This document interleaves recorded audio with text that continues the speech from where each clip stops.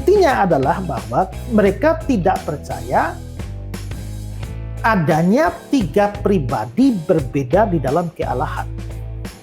Ya, itu ditolak. Yang mereka terima adalah kan Tritunggal. Iya. Trinitas itu dari 2 kata bahasa Latin, tres dan unus. Itu memang satu terobosan yang bagus. Pergi, jadikanlah semua bangsa muridku. Kamu akan jadi saksi sampai di ujung bumi. Tapi gara-gara internet begini ya, kita bisa sampai di ujung bumi, berita kita tanpa sampai pergi. Di ujung bumi, tapi kita tetap di tempat.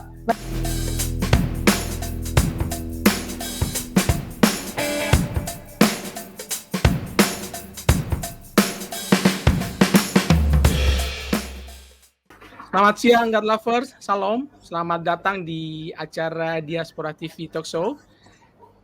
Bersama saya Apolonius Lase. Semoga Anda semua selalu sehat dalam perlindungan Tuhan Yesus hari ini.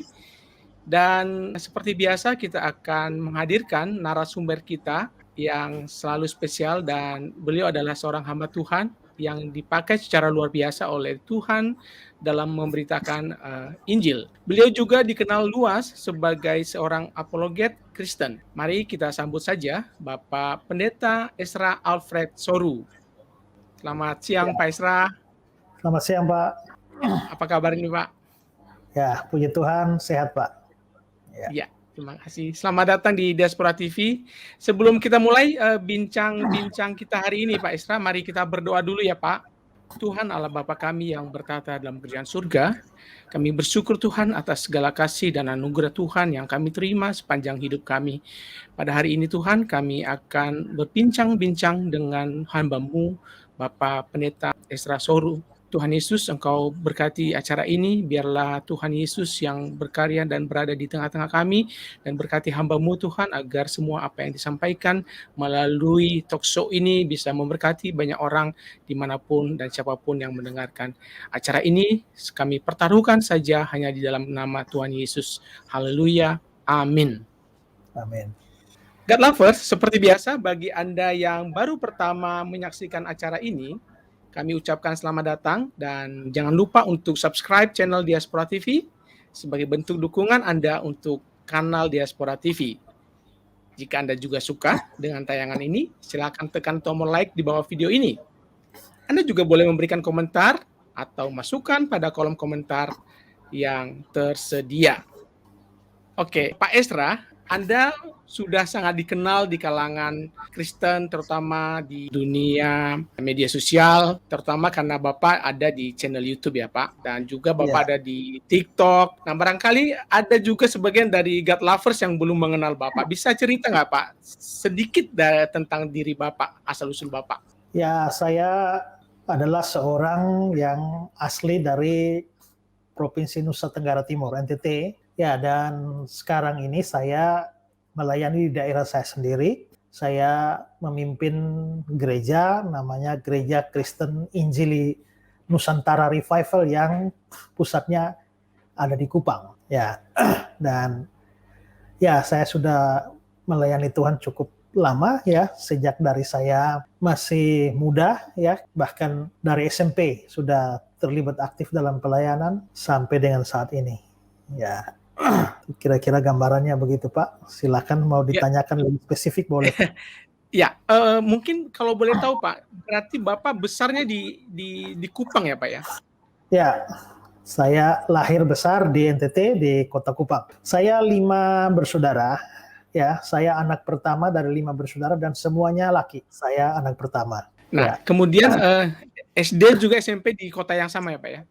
Ya, saya SD pernah setengahnya dari kelas 1 sampai 4 di desa pelosok, di kampung, lalu baru kelas 5 SD baru masuk ke Kota Kupang, karena saya lahir di desa kecil, jauh sekali di pelosok, karena papa mama saya itu guru, jadi mereka guru, lalu tugasnya di desa terpencil itu. Nah, karena mereka tugas di sana, ya saya lahir di sana. Nah, lalu setelah itu baru saya pindah ke kota itu pada kelas 5 SD. Lalu akhirnya ya SMP dan SMA ya diselesaikan di Kota Kupang. Gitu Pak. Oke, begitu ya Pak ya. Kemudian Pak Esra memutuskan untuk melanjutkan ke teologi, ke sekolah Ya, teologi ya Pak ya. Nah, kalau boleh tahu Bapak benar bercita-cita jadi pendeta dulu ya Pak ya? sebenarnya tidak. Karena memang ya seperti saya cerita tadi bahwa saya lahir di kampung dan waktu saya lahir itu ya mau dilahirkan itu ada kesulitan yang cukup besar di ibu Hmm. saya dan hampir meninggal ya baik ibu saya maupun saya. Nah, Hmm. sehingga pada saat saya tidak bisa keluar dari rahim ibu selama berhari-hari, dan itu mengancam nyawa sampai akhirnya papa saya itu mengajak mama saya untuk berdoa, minta Hmm. keselamatan baik kepada mama maupun juga anak yang akan dilahirkan, sehingga mereka lalu membuat nasar, seandainya memang Hmm. Tuhan menyelamatkan, maka mereka menyerahkan anak ini untuk menjadi hamba Tuhan. Nah, karena itulah saya dinasarkan, dan karena itu juga lah maka saya sudah diindoktrinasi oleh orang tua. Sejak dari Hmm. kecil, saya itu adalah anak Nasar yang harus menjadi pendeta. Ya, harus menjadi pendeta. Nah, bahkan bukan hanya harus menjadi pendeta, tapi bahkan akan bersekolah teologi dimanapun itu sudah diberitahu kepada saya pada waktu saya kecil. Karena pada Hmm. waktu itu kan kita mendengar bahwa sekolah teologi I3 Batu Malang itu kan sangat terkenal pada waktu itu, ya. Iya. Dan Hmm. hamba-hamba Tuhannya, pendeta-pendetanya, misionaris-misionaris dari sana melayani di mana-mana. Jadi Hmm. tiap kali ada hamba Tuhan yang jebolan I3 datang di Kota Kupang, selalu diundang makan di rumah, lalu mulai bicara dengan saya. Terus begitu. Jadi saya dari kecil tahu saya akan jadi pendeta dan sekolah teologi di I3 Batu Malang. Nah, gitu. Hanya mulai membuat rasa tidak nyaman ketika saya di SMP, ketika ibu guru bertanya soal cita-cita masing-masing dan saya Hmm. merasa bahwa teman-teman saya ini bisa membuat cita-cita mereka, saya suka mereka, saya senang mereka saja, tapi saya nggak punya kesempatan untuk itu Bapak karena nggak bisa, udah dipatok ya? bisa. Padahal sebenarnya saya kalau mau milih itu pada mulanya saya berpikir saya mau jadi astronot, ya, Hmm. bisa bawa orang ke bulan. Tapi karena waktu itu juga astronot itu sesuatu yang langka mungkin masih di Indonesia, jadi saya Ya. pikir bulan mungkin kejauhan, jadi sudahlah agak turun dikit lah, nggak usah sampai bulan lah, sampai langit aja lah. Jadi akhirnya saya berubah cita-cita jadi pilot. Ya, Pilot, ya. jadi Hmm. pilot. Jadi saya protes ke orang tua, ya ini nggak mau lah jadi pendeta, mau jadi pilot. Nah, ya Hmm. akhirnya menurut kesaksian papa mama saya, omongan saya, protes saya itu membuat mereka susah. Dan akhirnya mereka dua datang berdoa, ya Tuhan kita sudah nasarkan anak ini, tapi ya sekarang dia nggak mau, tapi ya kembalikanlah pada Tuhan, kalau memang Tuhan mau memanggil dia, Tuhan punya cara tersendiri. Ya, jadi ya, tapi ya saya diindoktrinasi dan dipersiapkan menjadi hamba Tuhan sejak dari kecil. Makanya saya kelas 1 SMP itu sudah disuruh masuk kursus Alkitab, ya, Oh ya? kursus Alkitab, dan sudah hafal ayat banyak sekali kelas 1 SMP, dan karenanya juga Hmm. saya mulai berkhotbah pertama kali itu kelas 2 SMP. Kelas 2 SMP Oh. saya sudah berkhotbah di persekutuan-persekutuan. Lalu kelas 1 SMA itu saya sudah khotbah KKR. Wow. Nah, pada saat khotbah-khotbah KKR itulah tahu-tahu saya kelas 1 SMA, kelas 2 SMA, lalu timbullah kerinduan untuk menjadi hamba Tuhan, menjadi pendeta. Nah, akhirnya saya pikir, kalau begitu bagus juga ya menjadi hamba Tuhan, menjadi pendeta. Tapi karena saya sudah berkhotbah, ya umur segitu sudah berkhotbah dan bisa berkhotbah dengan baik, saya merasa untuk apa lagi sekolah teologi ya, untuk apa lagi Oke. sekolah Oh. teologi, nggak perlulah ya. Yang penting adalah urapan Roh Kudus. Nah, tapi akhirnya itu menjadi pertentangan saya dengan orang tua. Saya sebelumnya tidak mau jadi hamba Tuhan. Nah, tapi sekarang sudah mau, tapi tidak mau sekolah teologi. Jadi akhirnya ya terjadi, papa saya sampai bilang begini, kamu nggak sekolah nanti orang bilang apa? Bilang papamu tidak bisa kasih kuliah anak. Akhirnya saya terpaksa berangkat sekolah teologi. Saya bilang pada papa saya mau sekolah teologi bukan karena saya rasa perlu sekolah teologi, tapi supaya jaga nama baik papa saja, supaya orang tidak anggap bapak itu tidak bisa kasih kuliah anak. Begitu. Ya sudah, akhirnya ya saya berangkat kuliah Ke Malang sekolah itu ya, teologi. Pak? Ya, tapi tidak di I3. Tidak Oh, jadi jadi di tidak I3. dia tiga. Oh. Ya, walaupun sudah dari kecil sudah diberitahu I3, tapi akhirnya saya masuknya di Sekolah Tinggi Alkitab Nusantara yang di Malang. Gitu, Pak. Oke. Nah, tadi Bapak bilang di kelas 2 SMA ya, Pak, udah mulai khotbah ya? Kelas 2 SMP. Kelas 2 SMP. Ya, Terus pimpin KKR di kelas di kelas 1 SMA ya, Pak? SMA. Iya. Kelas 1 SMA. Ya memang karena saya juga dipengaruhi oleh Papa ya, karena Papa itu walaupun bukan pendeta, dia hanya guru, tetapi kan zaman itu kan di kampung-kampung seperti itu, yang kan banyak gereja tidak ada pendetanya. Jadi orang yang terpandang atau orang yang dianggap bisa baca tulis itu dianggap menjadi penanggung jawab gereja yang harus berkhotbah. Karena itulah Papa saya sebagai guru yang tahu baca, tahu tulis, ya akhirnya ya berkhotbah, bertanggung jawab di gereja. Nah, karena itulah Papa saya ini juga pengkhotbahnya yang ya menurut saya bagus ya, karena dari retorikanya bagus, lalu dia punya catatan-catatan yang banyak. Jadi akhirnya saya melihat gaya berkhotbah dari situ. Ya, lagi pula Papa saya punya koleksi kaset-kaset tempo dulu, khotbahnya Yusuf Roni, khotbahnya Yakob Nahuai, Petrus Octavianus, Daniel Henombau, dan masih banyak pengkhotbah-pengkhotbah lain. Makanya saya suka dengar-dengar gitu ya. Oh, gayanya Yakob Nahuai kalau khotbah gini ya, kalau Petrus Octavianus gini ya. Ya, kalau Yusuf Roni begini ya. Nah, akhirnya ya lalu Papa saya sendiri gayanya begini, itu mempengaruhi saya di dalam berkhotbah. Begitu, Pak. Iya.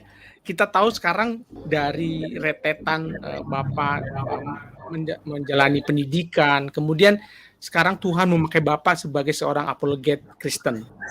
Ya, katakanlah bertugas menjawab bentuk-bentuk serangan yang datangnya dari luar iman Kristen. Dan ini menjadi apologet itu Bapak sadarnya mulai kapan, Pak? Bahwa ada panggilan ini juga untuk Bapak? Ya, pertama-tama mungkin istilah apologet itu terlalu tinggi buat saya ya. Karena saya memang membaca banyak soal apologet masa lampau. Dan kalau melihat tentang sepak terjang para apologet itu, ya sebenarnya saya ini nggak ada apa-apanya lah ya. Dan mungkin menyandang nama apologet itu terlalu berat buat saya. Jadi sebenarnya itu hanyalah kerinduan untuk menjawab keberatan terhadap iman Kristen saja. Jadi ya berapologia. Nah, berapologia tidak identik dengan apologet, karena mungkin kesannya apologet itu adalah orang yang sudah hebat sekali di dalam urusan berapologia.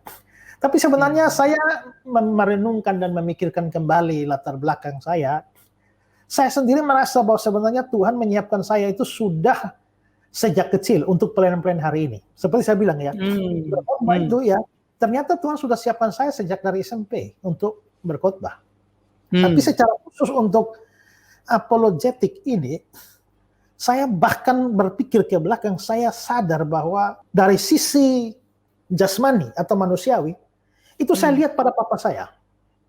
Karena walaupun bukan dalam rohani, tapi papa saya seorang guru, dan kadang-kadang dia dalam beberapa hal prinsipil, dia harus bertentangan dengan kepala dinas atau kepala kantor, pendidikan, dan lain sebagainya. Dan kalau mereka berpolemik itu saling mengetik dan mengirim surat. Dan saya melihat papa saya dalam menghadapi setiap serangan dan membangun argumentasi. Dan pada waktu itu saya timbul, papa saya sementara mengetik jawaban untuk menghadapi kepala dinas itu, saya melihatnya dan saya rasa, wah, bangga dan hebat ya. Papa saya ini hebat ya. Wah, ini kalau saya juga bisa seperti ini bagus. Nah, lalu akhirnya karena saya ini ya sudah disiapkan jadi pendeta, jadi hari-hari itu kerjanya hanya hafal ayat saja. Hanya hafal ayat saja, pokoknya harus hafal ayat, tidak hafal ayat tidak makan. Makanya saya hafal ayat banyak waktu SD. Nah, pada waktu saya SD sampai SMA itu kan biasa ada guru-guru PGA tuh loh, pendidikan guru agama. Itu kan mereka praktek-praktek di sekolah. Nah, kalau ada guru agama datang dan mengajar, itu saya paling senang, paling hobi, karena saya mencoba ya. Jadi misalnya begini, saya tanya, Ibu guru, saya tanya, menurut Ibu guru Yesus Maha tahu tidak? Ya, dia bilang, oh ya Maha tahu dong. Saya tanya, Maha Tahu itu apa? Maha Tahu itu tahu semua. Kalau ada satu saja yang tidak diketahui, masih Maha Tahu tidak? Tidak. Nah, coba Ibu buka Matius 24 ayat 36 tentang hal yang saat itu tidak seorang pun tahu. Ya, ya, hanya Bapa yang tahu. Berarti Yesus tidak tahu. Bagaimana Ibu bisa bilang Yesus Maha Tahu? Nah, biasanya guru nggak bisa jawab. Ya, kalau dia nggak bisa jawab, saya makin semangat begitu loh. Nah, akhirnya ya kerjanya saya ya begitu. Pokoknya kalau guru ngajar begini, saya mesti cari ayat ini melawan dia, ini melawan ini. Terus sampai ke bawah, sampai SMP, sampai SMA.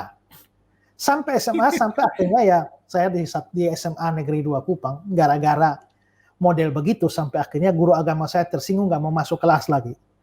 Ya, pokoknya selama saya ada di kelas, dia nggak mau masuk. Akhirnya ya sudah saya yang keluar kelas supaya dia masuk. Dan berujung dengan akhirnya saya harus pindah sekolah. Ya gara-gara itu. Nah, sampai masuk sekolah teologi juga kerjanya saya begitu. Menghadapi dosen teologi, saya tidak mau menerima apapun sebelum bisa dibuktikan dan bisa menghadapi keberatan. Itu cara belajar saya. Jadi ketika dosen saya mengajar soal Alkitab adalah firman Allah, saya akan berusaha mati-matian untuk menunjukkan Alkitab bukan firman Allah.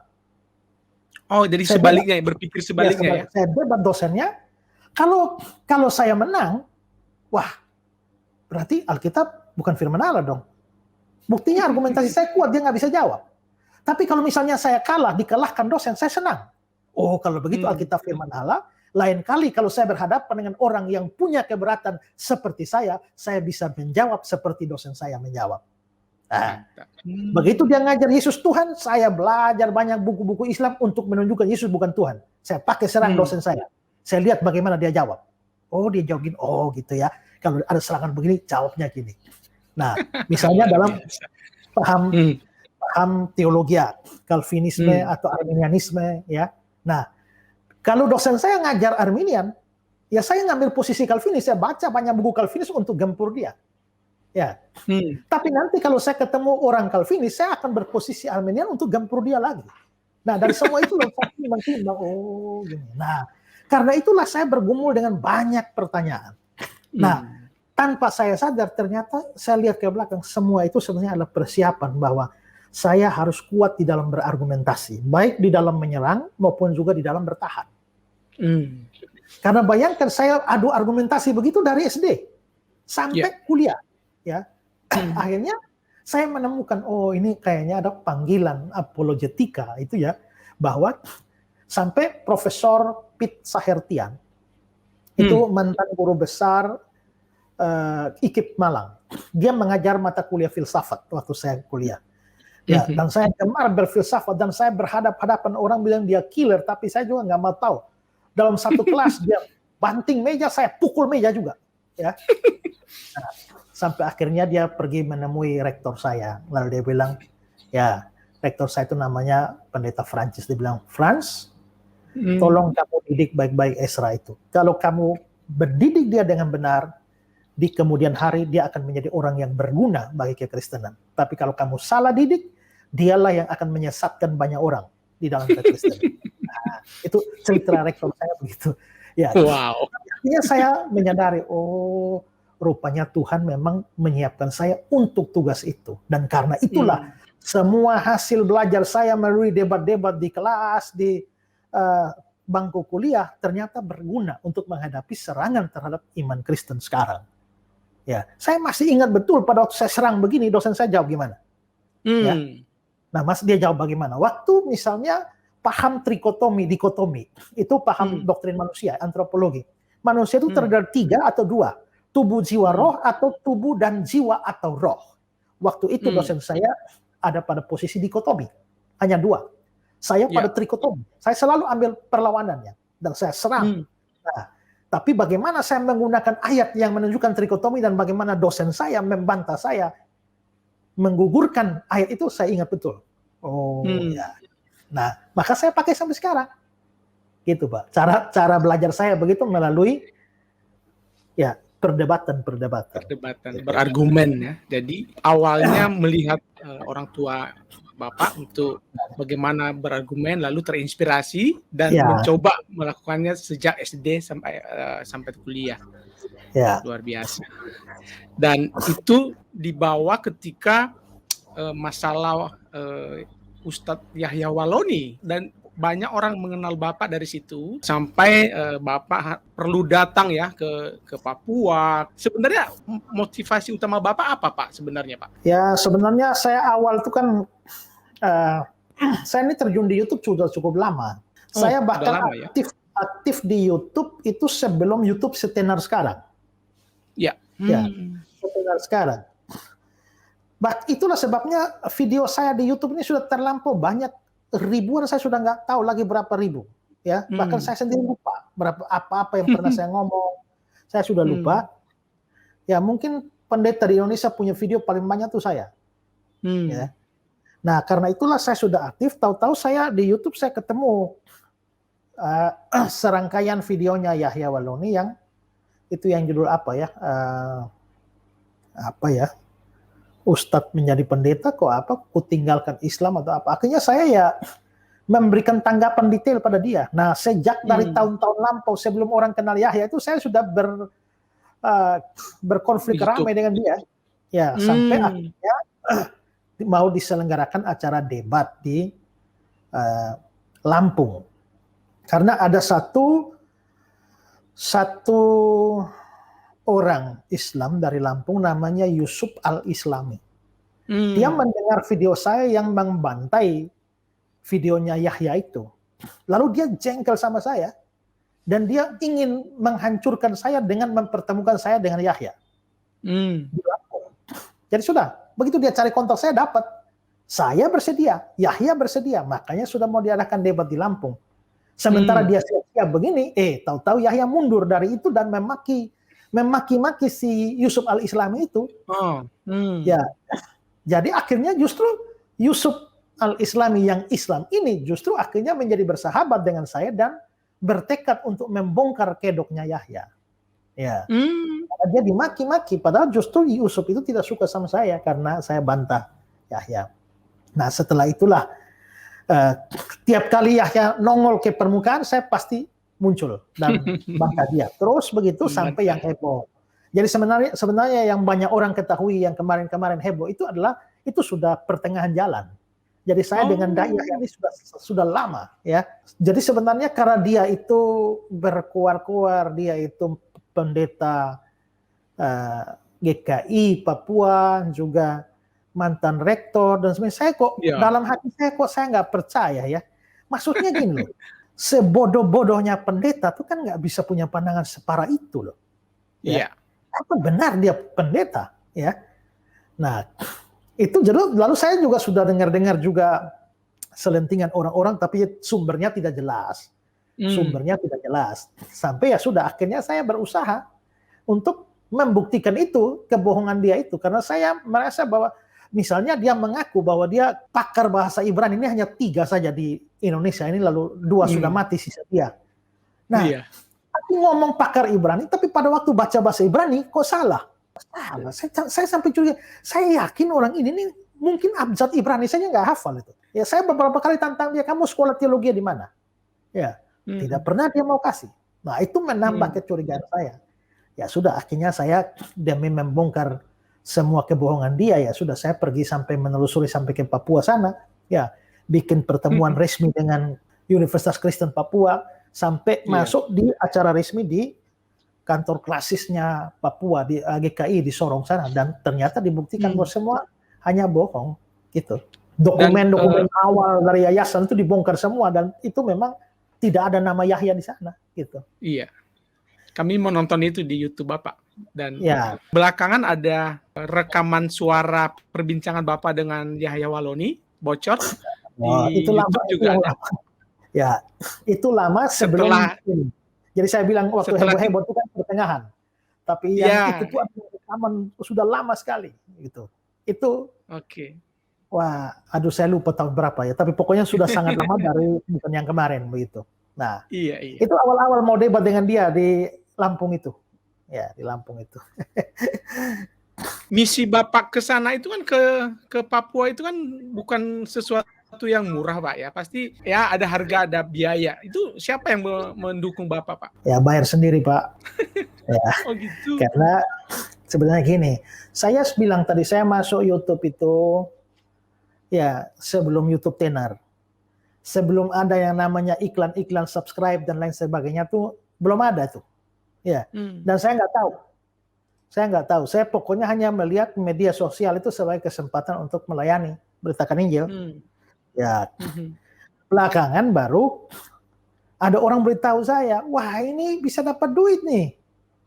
Ya, ya nggak tahu saya. Ya, saya nggak pernah lihat-lihat juga. Pokoknya penting tahu saja upload begitu.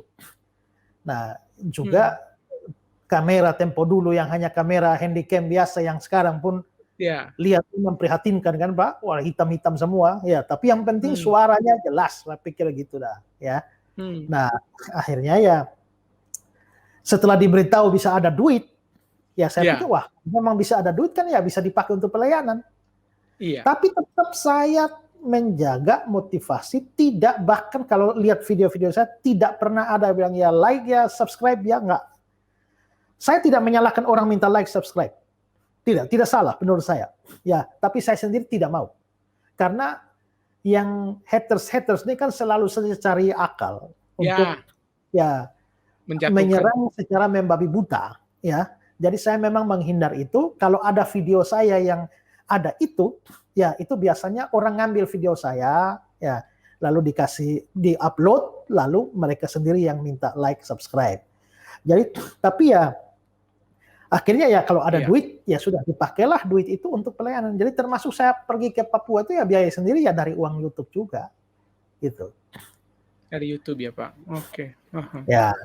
Kalau Bapak lihat sedikit ke belakang Pak, itu Pak Ustadz Yahya Waloni itu kenapa sih Pak begitu takut mau berdebat sama Bapak sampai menghindar seperti itu? Ya selain di Lampung nggak jadi ya, mau kemarin di Sidoarjo juga. Sebenarnya saya keras, tapi saya sendiri dalam hati sangat yakin debat itu tidak akan jadi. Karena saya yakin bahwa melihat dari kemampuan dia bikin video, dia memang fasih bicara, suara keras, tapi dari keilmuan sisi ilmu teologianya itu sangat parah. Ya, dan saya kira juga dia bisa ngukur dari tanggapan-tanggapan saya terhadap dia itu seperti apa. Ya, seperti apa. Nah, makanya waktu dia heboh-heboh mau bilang di saudara, saya oke, terima aja. Tapi ya tahu-tahu dihentikan oleh pihak keamanan. Lalu akhirnya Abdullah Wasi'an Foundation, saya ini sudah debat beberapa kali dengan Islam. Ya, itu biasanya dipelopori oleh AWF, Abdullah Wasi'an Foundation. Nah, karena itulah maka begitu debat yang direncanakan di Sidoarjo nggak jadi, saya kontak AWF ini, kalian kan biasa bikin acara debat-debat begitu. Ya, saya juga dihadirkan berapa kali kan, saya lawan Insan Moko Ginta berapa kali di Tas Muhammadiyah. Ini, ya coba dengan Yahya, ya, karena sudah dilarang oleh pemerintah takutnya jadi kerusuhan, ya sudah ini ngumpul saja difasilitasi oleh Abdullah Wasi'an Foundation, kita ngumpul saja satu ruangan, nggak usah kasih tahu di mana, kita debat live stream, ya. Live streaming biar orang nonton online saja supaya jangan ada kerusuhan. Iya. Itu disambut baik oleh AWF, sudah bikin ini. Akhirnya pihak AWF juga pada akhirnya mengumumkan bahwa Yahya tidak bersedia, bahkan menemui pihak AWF pun sudah tidak bersedia. Padahal sebelumnya bersedia. Ya. Nah, jadi itu sudah mundur lagi. Dia keluar-keluar dia bilang debat di TV One. Begitu dia bilang debat di TV One, saya juga yakin TV One nggak mau. Tapi supaya menunjukkan bahwa saya tidak mundur satu langkah pun, begitu dia bilang tentang debat di TV One, saya langsung bikin surat resmi ke TV One, langsung kirim. Tapi saya yakin TV One nggak mungkin mau. Ya. Nah, jadi kenapa Yahya tidak mau? Saya kira memang kalau ngomong ya hanya monolog sih oke. Tapi kalau langsung ini itu adu data. Ya, adu data dan saya kira dia tahu seberapa kemampuan dia. Ya. Bahwa saya berdebat ini bukan baru karena saya berdebat sudah dari SD ya, dari SD. Jadi karena itu bagaimana menghadapi serangan orang, bagaimana bertahan, bagaimana menyerang balik. Nah itu saya bahkan mempelajari dalam ilmu perdebatan, begitu. Nah, segitunya ya Pak ya. ya. Oke, nah ini masih tentang Ustadz Yahya Waloni Pak. Ini kan kita tahu semua bahwa dia sudah ditangkap karena dugaan penistaan agama. Kemudian juga baru-baru ini tiba-tiba dia muncul dan meminta maaf kepada umat Kristen lah intinya, dan kepada seluruh bangsa Indonesia. Saya menonton video Bapak saja bahwa Bapak bahkan meragukan permintaan maaf beliau. Nah, itu bisa Bapak jelaskan, Pak Esra? Ya, kalau minta maafnya setelah ditangkap itu juga nyaris semua orang juga bisa lakukan begitu. Ya. Iya. Pertama, kedua adalah kalau dia minta maaf berarti dia harus tahu dong salahnya di mana. Kalau begitu, kenapa tidak beritahu di mana titik salahnya? Iya. Ya. Nah, lalu kalau meminta maaf setelah ditangkap dan mau masuk pengadilan itu sangat diragukan motivasinya. Ingat bahwa dia sepanjang dia berkuar-kuar tidak ada satu indikasi sedikit pun bahwa dia itu menyesali merasa bersalah, ya. Sama sekali tidak ada. Bahkan ya sesaat sebelum ditangkap pun itu masih tetap sama. Begitu ditangkap tiba-tiba langsung minta maaf. Ya saya kira itu hanya upaya mungkin untuk meloloskan atau meringankan dia saja. Tapi ketulusannya sangat diragukan. Gitu. Tetapi kita sebagai orang Kristen menghadapi itu seharusnya apakah kita memang harus memaafkan beliau, Pak? Ya, memaafkan, saya kira begini. Jadi kita tuh sebenarnya harus memaafkan orang.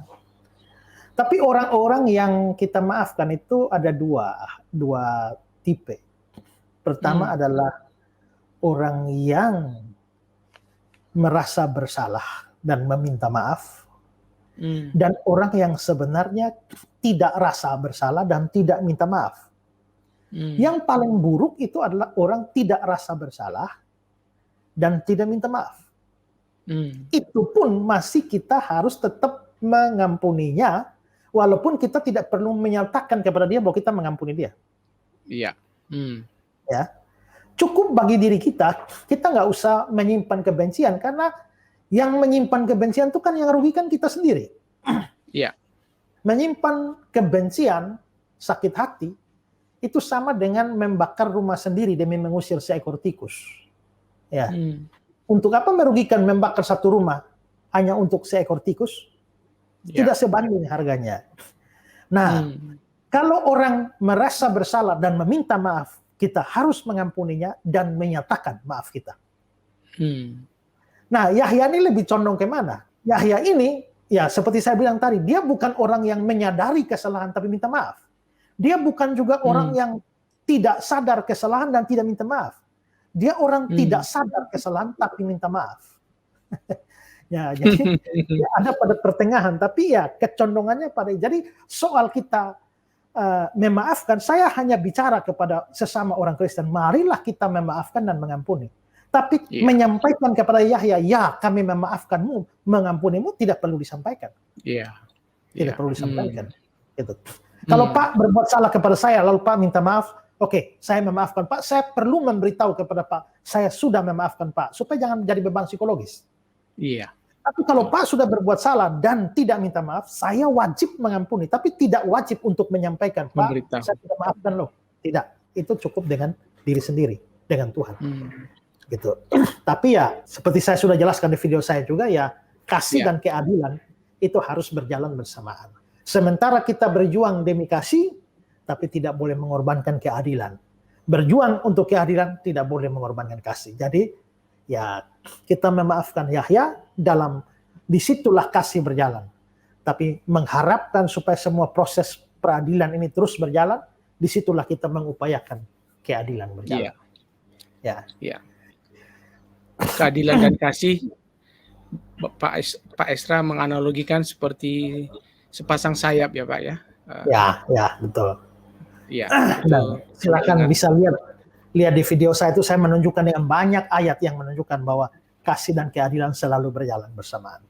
Iya, oke. Ya. Dan tidak hanya di sama ustadz-ustadz yang atau mualaf-mualaf yang sering menyerang kekristenan kita, Pak. Tetapi Bapak juga begitu peka, begitu sensitif dengan pernyataan-pernyataan di medsos yang disampaikan oleh para orang-orang Kristen sendiri ya. Seperti misalnya ada Bapak Mangapul ya, ada Yosua Tehu yang ada Paul Zhang yang Bapak juga sering komentari. Apa yang membuat Bapak seperti merasa terganggu dengan setiap pernyataan-pernyataan mereka? Atau pernyataan mereka seperti apa yang Bapak harus tanggapi? Karena yang dari dalam itu lebih bahaya daripada yang dari luar. Coba bayangkan, si Yahya memang menyerang kita habis-habisan. Ya. Tapi berapa banyak orang yang terpengaruh dengan Yahya? Sangat sedikit. Ya, bahkan yang ada adalah kebencian kepada Yahya. Tapi kalau orangnya di dalam Kristen dan mengajarkan ajaran sesat, berapa banyak orang benci? Nggak ada yang benci, malah bisa menjadi pengikut. Ya, amin, puji Tuhan, saya merasa diberkati. Yes. Nah, ini kan bahaya. Ya. Nah, sekarang kalau kita melihat, kalau saya melihat di Kisah Para Rasul ya, 20 ayat 29, ini kan Paulus bilang, aku tahu bahwa sesudah aku pergi, serigala-serigala yang ganas akan masuk ke tengah-tengah kamu dan tidak menyayangkan kawanan itu. Bahkan dari antara kamu sendiri akan muncul beberapa orang yang dengan ajaran palsu, mereka berusaha menarik murid-murid dari jalan yang benar supaya mengikuti mereka. Perhatikan yang ayat 29. Ada serigala-serigala ganas masuk ke tengah-tengah kamu. Masuk ke tengah-tengah kamu, berarti mereka dari luar. Dan tidak menyayangkan kawanan itu. Ini serangan kasar. Nah, ini kira-kira Yahya ada di sini. Tapi yang ini, bahkan dari antara kamu sendiri, muncul beberapa orang dengan ajaran palsu. Ini serangan dari dalam. Yang ayat 29 serangan dari luar. Ayat 30 serangan dari dalam. Nah, kalau suruh pilih serangan dari luar atau dalam, mana lebih bahaya? Ya, dari dalam, ya dalam dong. Ini musuh dalam selimut. Ya, musuh dalam selimut. Lalu kalau kita melihat lagi ya, Matius pasal 7 itu, ayat yang ke-15. Waspadalah terhadap nabi-nabi palsu yang datang kepadamu dengan menyamar seperti domba. Tapi sesungguhnya mereka serigala yang buas. Menyamar seperti domba. Dalam terjemahan literalnya adalah memakai baju domba. Jadi penampilannya domba, tapi isinya serigala. Nah, ini yang susah. Lebih baik kita menghadapi serigala yang nampak serigala daripada berhadapan dengan serigala yang berbaju domba. Itu lebih bahaya. Nah, karena itulah menghadapi orang-orang atau pengajar-pengajar Kristen juga, ya kita harus bedakan dong. Tidak semua yang sekedar berbeda dengan kita itu nabi palsu, penyesat, tidak. Ada yang hanya sekedar berbeda penafsiran saja. Ya, itu biasanya kalau tidak pada aspek yang fondasi, dasar iman. Kalau hanya sekedar perbedaan-perbedaan tafsir yang tidak fundamen, ya untuk apa kita harus terlalu ribut ya. Itulah sebabnya misalnya dengan Pak Mangapul yang soal limited and unlimited atonement, saya menganggap bahwa perbedaan dengan Pak Mangapul itu bukan perbedaan yang fundamen. Ya, Yohanes 3:16 itu. Saya tidak menganggap itu perbedaan yang fundament, tapi ya karena sudah tukar pikiran, ya kita tukar saja. Tapi begitu saya melihat itu condongnya kepada menghakimi dan menghadapi lawan, ini sama seperti menghadapi musuh. Kita tidak lagi bedakan ini musuh atau kawan yang berbeda pemahaman. Akhirnya melihat begitu, saya nggak mau tanggapi lagi. Karena kalau saya tanggapi, pasti akan memicu blok yang cukup besar, lalu terjadi hujat-menghujat. Padahal saya tahu dia tidak sesat, dia tahu saya tidak sesat. Hanya beda penafsiran. Saya juga dengan Bapak, kalau suruh bicara banyak hal, juga bisa berbeda-beda. Tapi apakah perbedaan itu fundamen? Ya. Nah, harus dibedakan itu. Nah, kalau misalnya perbedaannya fundamen, itu aspek dasar. Misalnya, saya percaya Alkitab firman Allah. Kamu percaya nggak? Kalau kamu tidak percaya, saya percaya, itu masalah serius. Saya percaya Yesus Kristus satu-satunya jalan keselamatan. Kamu, kalau kamu bilang Yesus itu salah satu saja, ada juga jalan keselamatan yang lain, itu masalah serius. Itu fundament. Selamat karena iman. Dia bilang selamat karena perbuatan baik atau perbuatan baik tambah iman. Itu fondasi. Penyimpangan pada Allah Tritunggal. Penyimpangan pada Yesus itu Tuhan atau bukan, Allah atau bukan. Yesus itu Allah atau bukan, lalu juga misalnya dengan paham-paham menyangkut doktrin Alkitab, doktrin Kristus, doktrin keselamatan, doktrin Tritunggal, beberapa doktrin fondasi lainnya. Tapi kalau hanya perbedaan misalnya pada satu mau baptisan percik, satu mau baptisan selam, ya kalau cuma itu kan perbedaan yang remeh. Itu soal tafsir saja, itu tidak harus memisahkan kita. Gitu. Nah, jadi harus dibedakan. Nah, saya berbeda sikap terhadap orang yang hanya berbeda penafsiran, ya. Padahal sebenarnya dalam aspek dasar fondasinya aman sama. Hanya beda tafsir-tafsir yang minor, ya, atau sekunder. It's no problem. Saya hanya sekedar sharing. Oh, menurut kamu baptis itu begini, tapi menurut saya begini. Ya, dasarnya saya begini. Ya sudah, mau ngotot nggak usah ngotot lah, gitu loh. Okay. Tapi misalnya menghadapi yang saksi Yehova misalnya, atau menghadapi Unitarian, atau menghadapi yang anti Tritunggal, menghadapi misalnya Pak Erastus yang Allah itu Tritunggal bisa Dwitunggal, ya, menolak doa kepada Yesus. Yesus bukan Theos. Itu fondasi saya serang, termasuk juga dengan Pak Yosua, ya. Nah, tapi yang saya banyak berbeda pandangan dengan orang-orang, ya misalnya doktrin akhir zaman saja itu mau kerajaan 1000 tahun itu, milenial. Itu premil atau postmil atau amil. Kerajaan 1000 tahun itu sebelum Yesus datang atau sesudah Yesus datang atau sekarang ini kerajaan 1000 tahun. Ya kalau beda-beda begitu tuh beda tafsir saja, nggak usah terlalu mau diskusi tapi tidak usah menganggap seperti lawan yang harus dihancurkan. Itu kita cuma tukar pikiran. Oke, kalau gitu ya sudah masing-masing kembali dalam pikirannya. Karena dialog itu bisa memungkinkan kita berubah pandangan. Ternyata saya berpandangan A, tapi setelah dialog dengan Bapak, diskusi dengan Bapak, ternyata posisi saya lemah ya. Ternyata posisi Bapak kuat ya. Kecintaan saya pada firman Tuhan harus membuat saya mau berubah pandangan. Nah, gitu. Nah, tapi kalau ini sudah masalah Allah Tritunggal, ini masalah serius ini. Ya, itu harus dihadapi ya dengan cara yang keras juga. Kenapa? Karena mereka punya pengikut banyak. Betul. Nah, bayangkan kalau tidak ada yang menanggapi dan mereka pengikut semua amin amin haleluya, berapa banyak orang tersesat. Jadi itulah sebabnya memang kita serangan dari luar itu hanya membuat kita tersiksa batin, tapi mempengaruhi kita. Itu ustadz ngomong sampai mulut busa pun, ya kita nggak akan ada yang ikut, hanya jengkel saja, tapi nggak ngikut.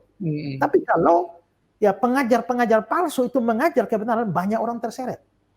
Jadi itu lebih bahaya. Itulah sebabnya saya juga harus. Jadi apologetika itu ada dua, apologetika internal dan eksternal. Jadi yang eksternal itu ya menghadapi serangan dari luar, tapi yang internal itu ya menghadapi serangan dari dalam. Gitu.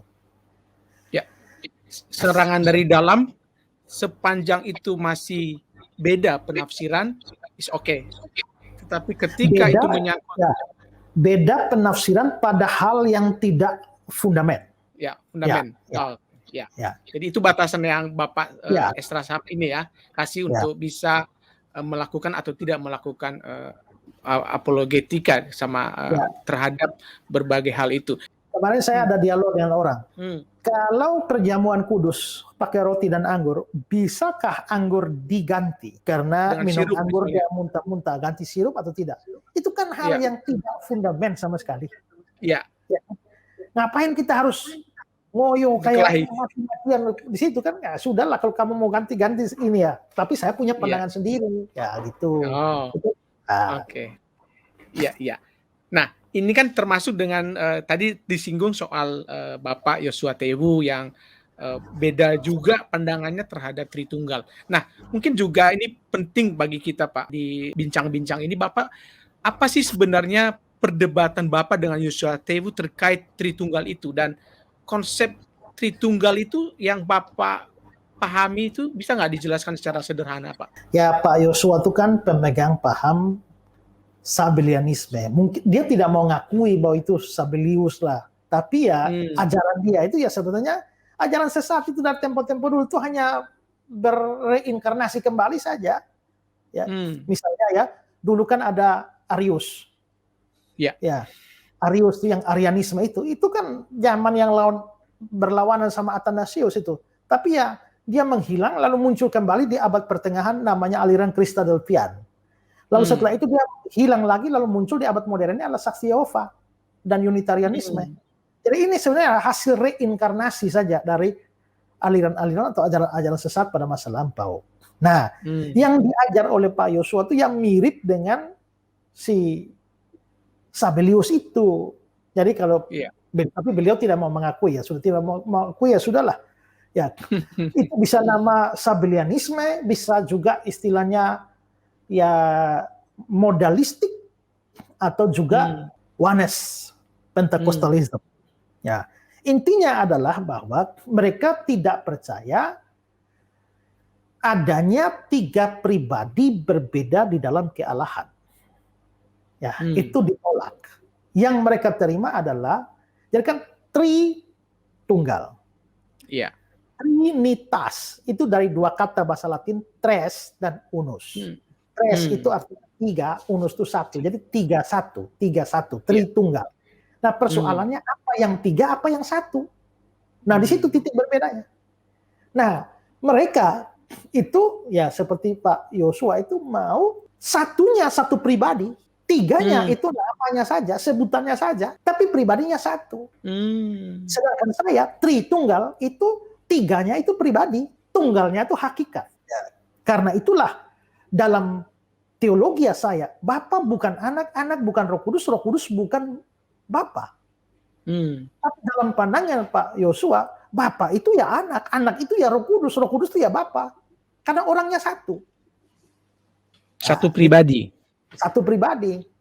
Nah, kita ini kan prinsip menafsir Alkitab itu tidak boleh menafsir Alkitab menabrak ayat-ayat yang lain kan. Itu prinsip tafsir mendasar karena seluruh Alkitab itu firman Allah. Ya. Tidak bisa ayat 1 di sini tabrak dengan yang sana, tabrak, tidak bisa. Satu pemahaman teologi Alkitabiah itu harus bisa selaras dengan seluruh ajaran Alkitab. Nah, sekarang kalau Bapa itu sama dengan anak, anak Roh Kudus hanya satu orang, kan itu ilustrasi yang paling populer dari Sabellianisme itu adalah misalnya saya. Saya di gereja sebagai pendeta. Lalu saya di sekolah teologi sebagai dosen. Ya. Tapi saya di yayasan sebagai ketua yayasan. Jadi ada ketua yayasan, ada pendeta, ada dosen. Tapi orangnya cuma satu, yaitu Ezra. Iya. Itu pandangan Pak Yosua Theo begitu itu. Nah, sekarang pertanyaannya adalah, bisakah dosen, pendeta, dan ketua yayasan duduk bersama, ngobrol? Bisa tidak? Kan nggak bisa, hanya satu orang. Tapi ternyata Bapa, Anak, Roh Kudus bisa. Pada waktu baptisan, Yesusnya keluar dari air, ada muncul Roh Kudus ke atas dia, lalu ada suara Bapa. Iya, di situ ya. Tapi pendeta, dosen, dan ketua yayasan tidak bisa ngumpul. Ya. Kedua, bisakah dosen, pendeta, dan ketua yayasan berkomunikasi, ngobrol? Ngomong satu sama lain? Nggak bisa, karena orangnya cuma satu. Tapi ternyata kita lihat di Alkitab bisa, karena Bapa bisa bicara kepada anak, inilah anakku yang kukasihi. Anak juga bisa bicara kepada Bapa karena dia berdoa kepada Bapanya. Lalu Roh Kudus juga itu berdoa kepada Allah untuk kita. Berarti bisa terjadi saling bercakap. Itu tidak mungkin terjadi pada satu pribadi. Lalu yang ketiga, bisakah ketua yayasan mengutus dosen ke Amerika? Kan nggak bisa. Orangnya satu cuma saya kok. Siapa mengutus siapa? Satu pribadi tidak bisa saling mengutus. Iya. Nah, tapi ternyata di Tritunggal bisa. Bapa mengutus anak. Anak dan Bapa mengutus Roh Kudus. Adanya bisa saling mengutus itu menunjukkan bahwa itu pribadi. Tapi dia dibilang, tapi bagaimana di Yohanes 10:30, aku dan Bapa itu satu? Ya, aku dan Bapa itu satu kan sudah aku dan Bapa. Berarti dua dong. Ada dan. Iya. Ada dan. Berarti aku dan Bapa. Kalau begitu, Bapa itu bukan aku bukan Bapa, tapi ada satu apa? Nah, itu yang harus dilihat, satu hakikatnya, ya gitu. Nah, jadi itu di situ. Makanya Pak Yosua bilang Yesus yang sudah naik ke surga itu ya nanti dia datang lagi, ya Roh Kudus itu Yesus yang datang.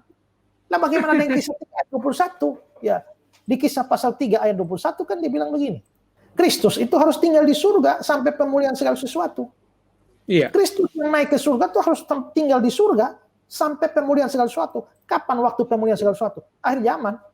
Jadi Yesus yang naik ke surga itu harus tinggal di surga sampai akhir zaman. Jadi tidak mungkin dia datang kembali. Ya Roh Kudus yang datang itu ya Roh Kudus, bukan Yesus. Iya. Gitu. Intinya di situ, Pak. Jadi artinya kan kalau kita lihat di pandangan Pak Yosua itu, ketika Yesus ada di bumi, sorga kosong dong, Pak. Ya, itu kalau ditanya dia begitu, ya lihat saja dia jawab bagaimana, ya kan? Nah, kalau saya ditanya begitu, Yesus datang sebagai ke dunia ini, surga kosong? Tidak. Ada dua jawaban, karena ada dua pribadi yang lain, yaitu Bapa dan Roh Kudus. Selain itu, Yesus juga adalah Allah. Iya. Ya, dia sebagai manusia, dia ada di dunia ini, tapi karena dia Allah juga, Allah Maha Hadir, maka dia tetap memenuhi alam semesta ini, termasuk surga. Ya, tapi kalau itu ditanyakan kepada dia, ya mungkin jawabannya bagaimana? Ya. Kita nggak tahu ya.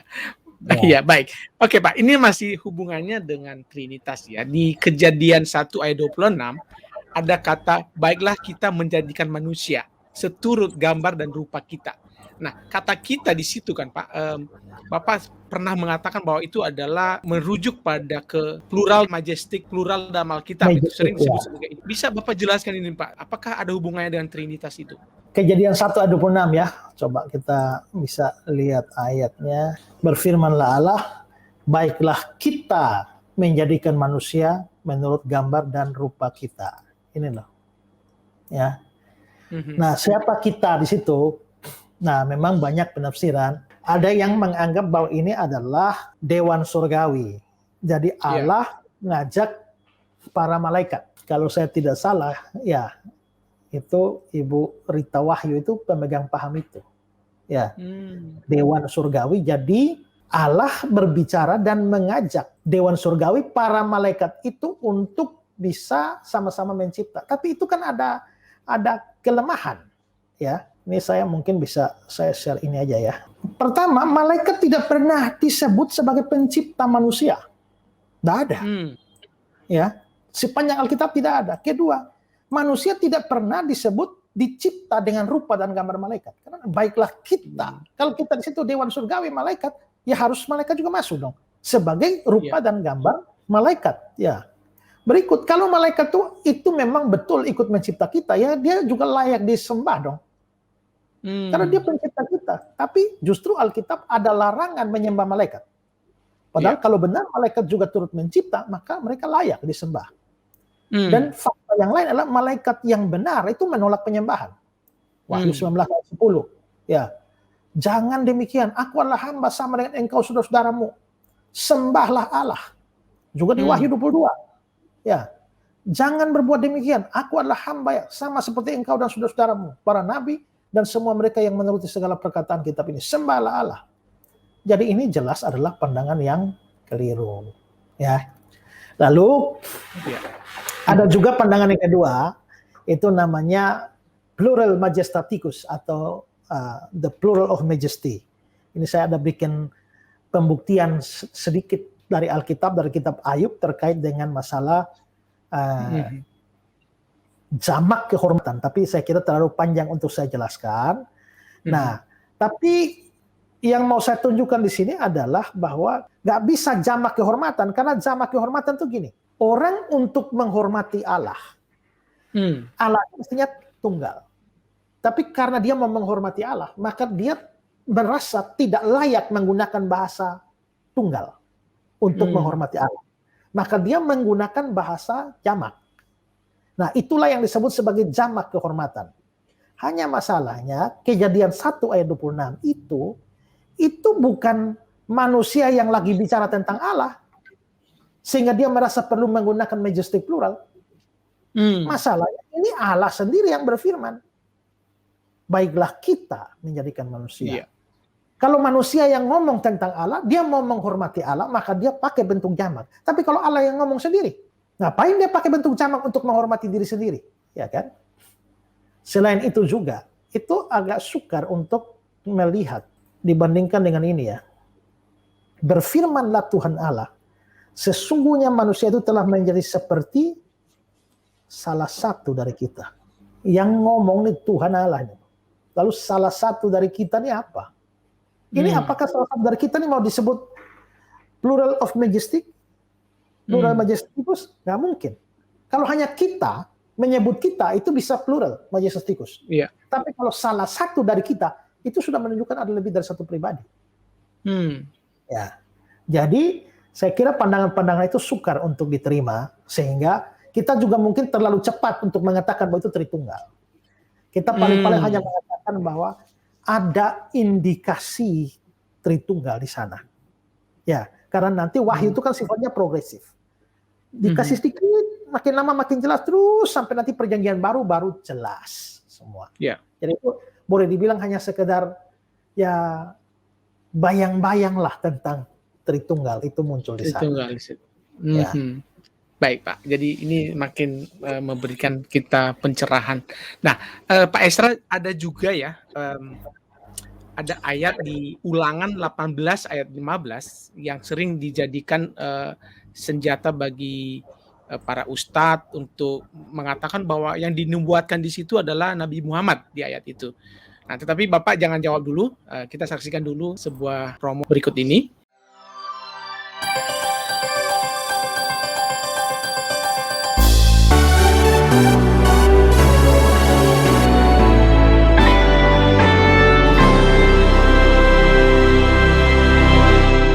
Pesan Tuhan ini kembali bergema buat kita.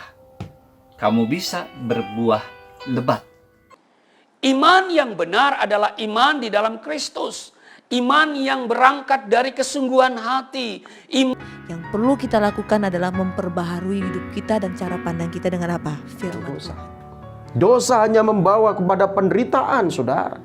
Atau dengan kata lain, kasih adalah tujuan akhir. Namun iman dan pengharapan merupakan cara.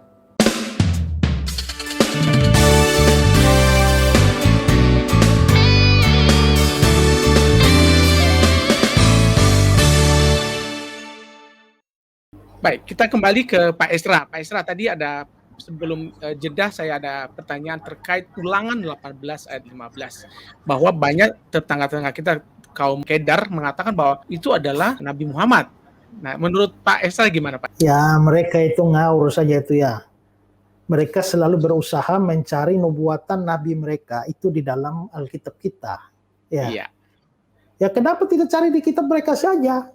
Ya. Itu kadang-kadang lucu itu, ya. Dan memang salah satu keunikan Alkitab itu adalah nubuatan.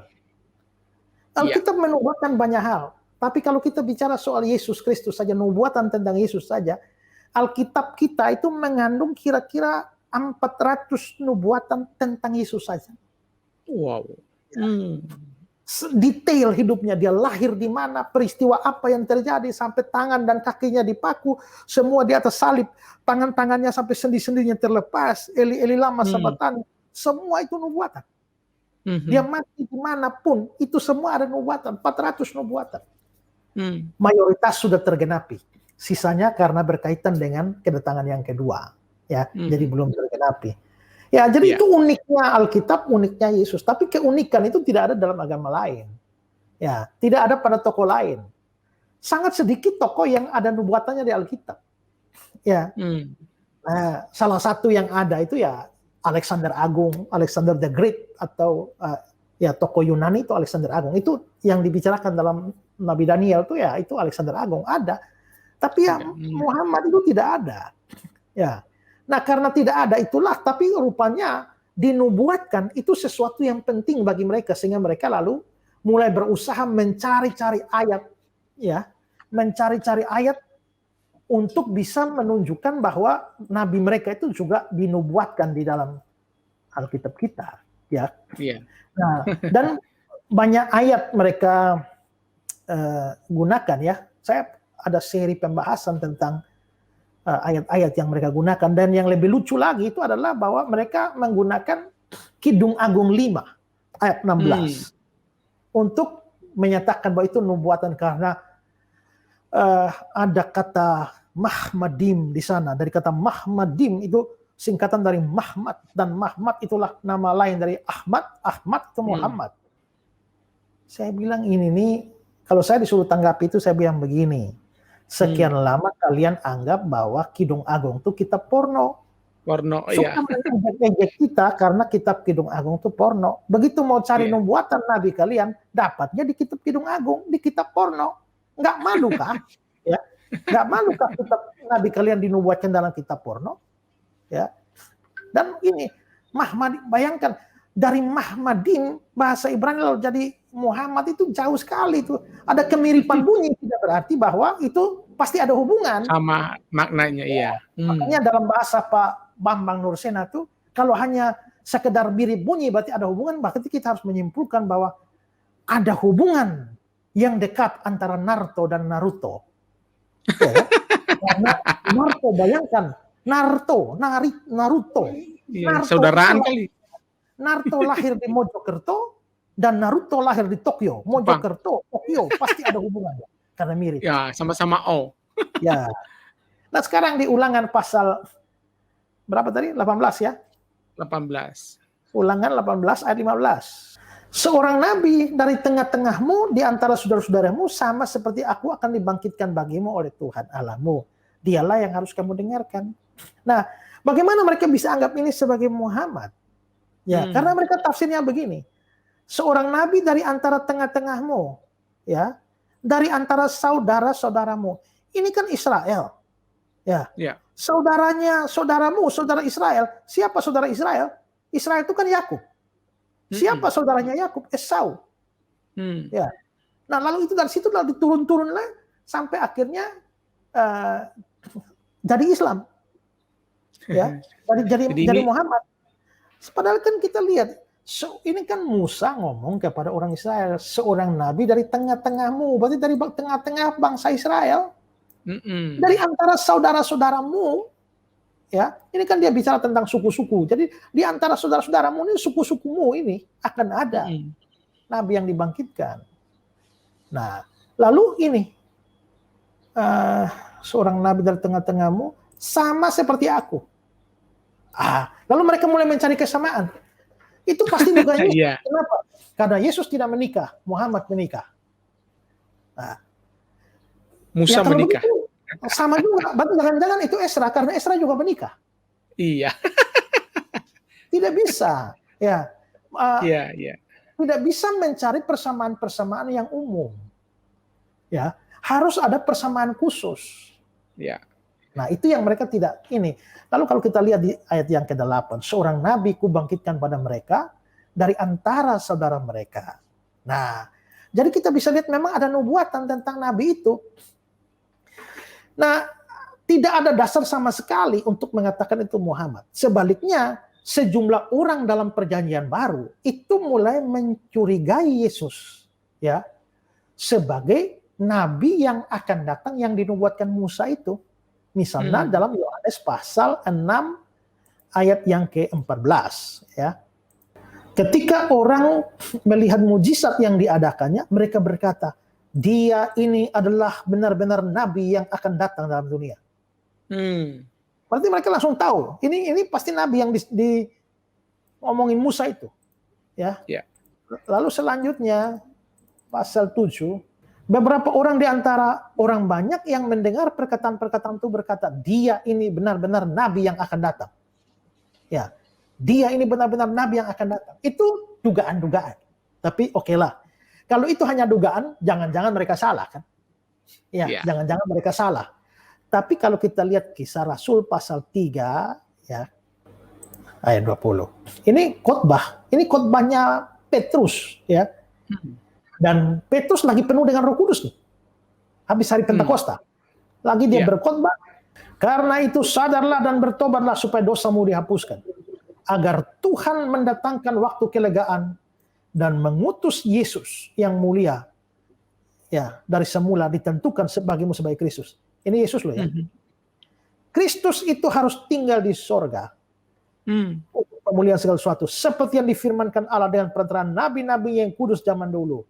Bukankah telah dikatakan Musa, Tuhan Allah akan membangkitkan bagimu seorang nabi dari antara saudara-saudaramu sama seperti aku. Dengarlah dia dalam sesuatu yang akan dinyatakan padamu. Ini Petrus khotbah, dan Petrus dipenuhi Roh Kudus, dan ini nubuatan Musa dari Ulangan 18. Itu dihubungkan dengan Yesus. Ya. Jadi secara jelas ayat itu menghubungkan dengan Yesus. Lalu bagaimana dibelokkan menghubungkan dengan Muhammad? Nah, itu ngawur itu dalam penafsiran itu. Ya. Ilmu cocok logi ya Pak? Iya. Baik Pak Irsra, ini makin hangat ini. Jadi kita agak sedikit ini Pak, melihat bagaimana kebebasan beragama di kita, khususnya di kantong-kantong kekristenan sekarang ini Pak, di Nusa Tenggara, di Papua, di Nias. Apakah Bapak melihat ada hal-hal yang positif Pak? Apalagi melihat bagaimana peranan gereja saat ini, terutama juga para apologet Kristen untuk menyuarakan kebebasan beragama ini Pak? Ya tentu saja kita mendukung kebebasan beragama karena kita ini Indonesia. Tetapi juga kita menolak semua upaya curang di dalam penyebaran agama. Itulah masalah yang terjadi di daerah-daerah kantong Kristen ini. Ada tindakan-tindakan atau kegiatan-kegiatan dakwah yang sebenarnya lebih kepada penipuan dan pemaksaan. Dan itu banyak terjadi di NTT. Anak-anak kecil yang tidak tahu apa-apa tuh loh, dipanggil loh, suruh didikte untuk kalimat syahadat, tahu-tahu sudah jadi masuk Islam. Itu berapa banyak anak NTT itu yang diambil itu, lalu dibawa hilang dari NTT, berapa tahun kemudian pulang sudah jadi mualaf semua. Memanfaatkan kemiskinan, kebodohan, keterbelakangan.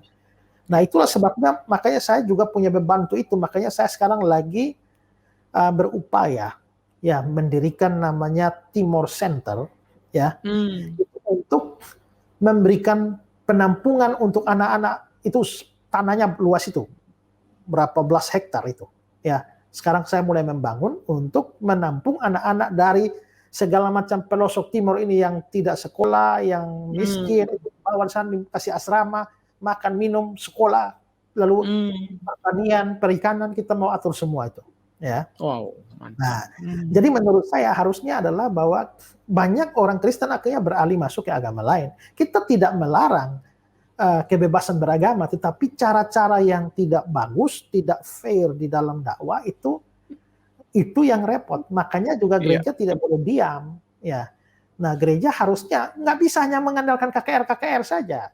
Ya, saya KKR ini sudah dari tempo dulu, ya dari SMA saya sudah KKR, tapi makin ke sini kita melihat bahwa KKR saja tidak cukup untuk menjawab kebutuhan ini. Perlu sebuah pelayanan holistik. Ya, pelayanan holistik karena orang tidak hanya dibawa orang ke surga, tapi kan dia belum mati sekarang dan masuk surga. Dia masih butuh makan juga. Yang butuh makan, butuh minum. Nah, kalau gereja tidak melihat panggilan ini, inilah jangan heran kalau makin hari daerah kantong-kantong Kristen makin habis itu. Ya, makin habis ini.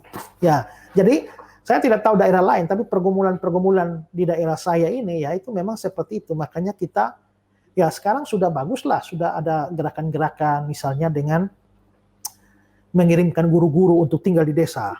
Ya, saya juga saya berencana mendirikan mes-mes guru, lalu guru-guru dari kota suruh ngajar sana, nginap di mes, akhir minggu mereka pulang. Nah itu semua masih dalam rancangan saya dan sedang mau dikerjakan ini. Ya, gitu. Jadi memang harus, kalau tidak kita, Yesus sendiri bilang bahwa orang-orang miskin selalu ada padamu.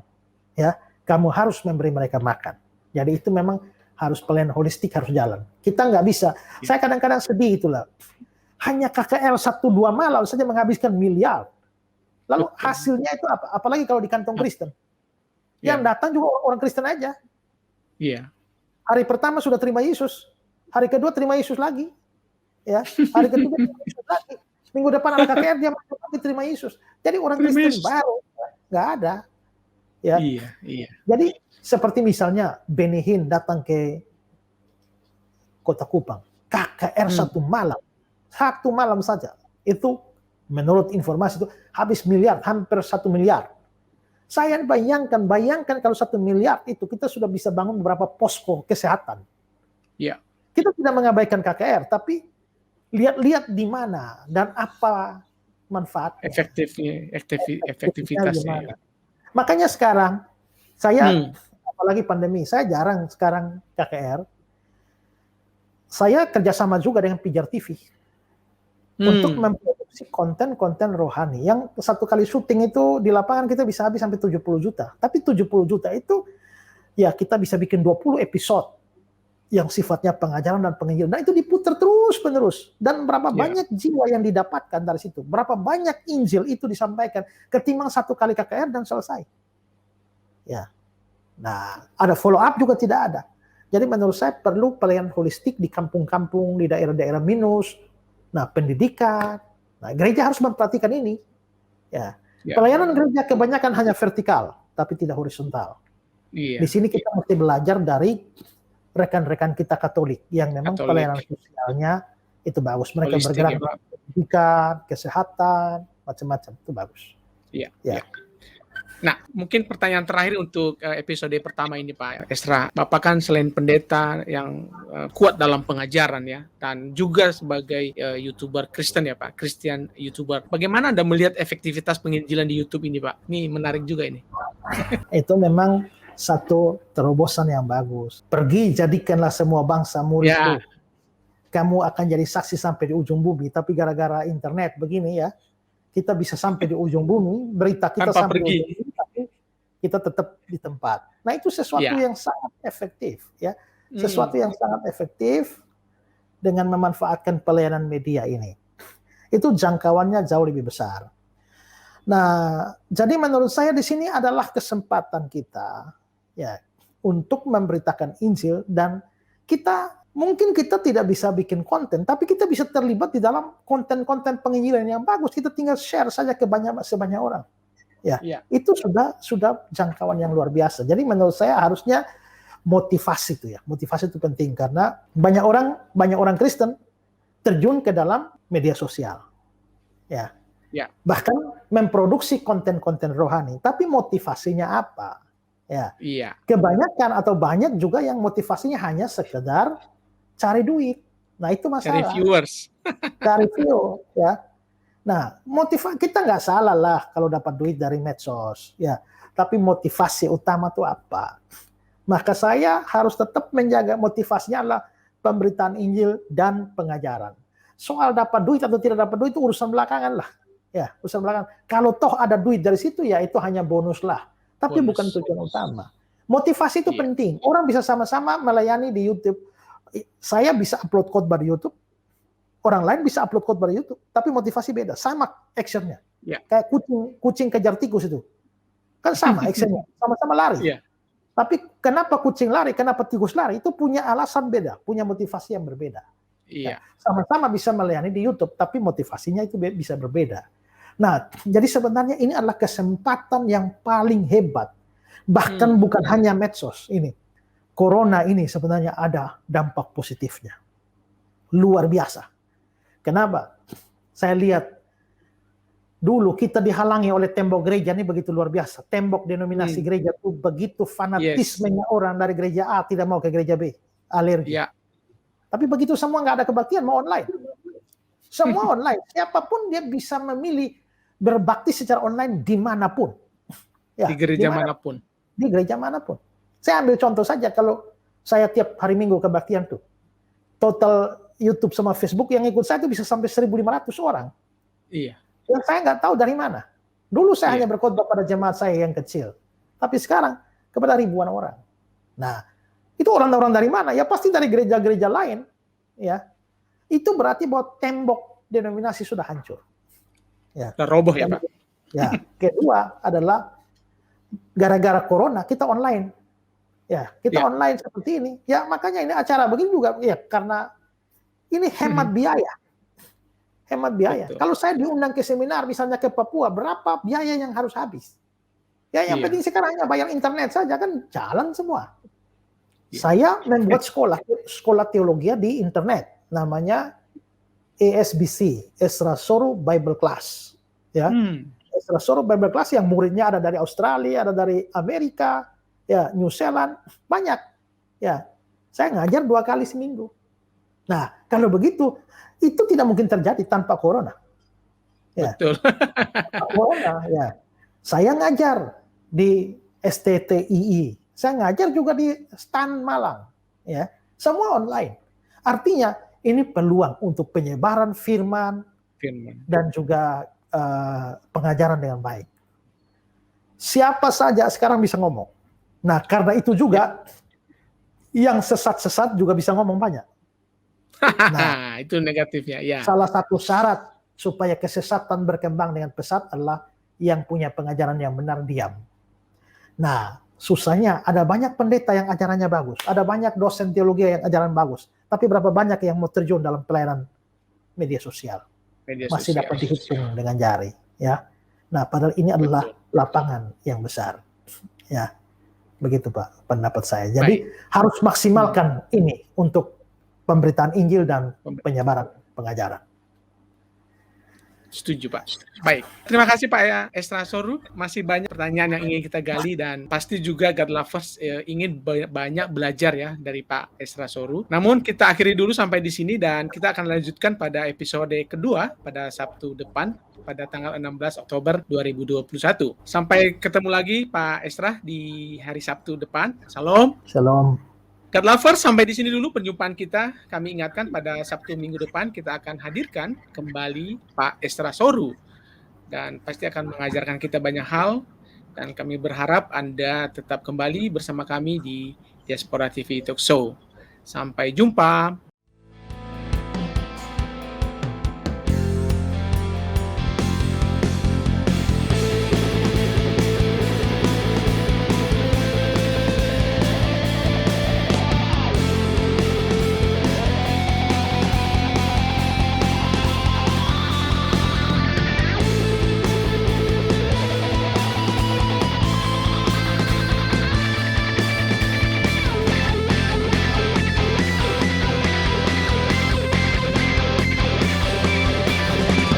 Tuhan Kaulah harapanku, Tuhan Kaulah penolongku. Takkan pernah Kau biarkan aman selalu ku di dalam-Mu. Walau badai datang menghadang, bukit-bukit pun bergoncang, takkan pernah Kau biarkan Yesus Engkau segalanya bagiku. Tuhan Kaulah harapanku, Tuhan Kaulah penolongku. Takkan pernah Kau biarkan aman selalu ku di dalam-Mu. Walau badai datang menghadang, bukit-bukit pun bergoncang, takkan pernah Kau biarkan Yesus Engkau segalanya bagiku. Kau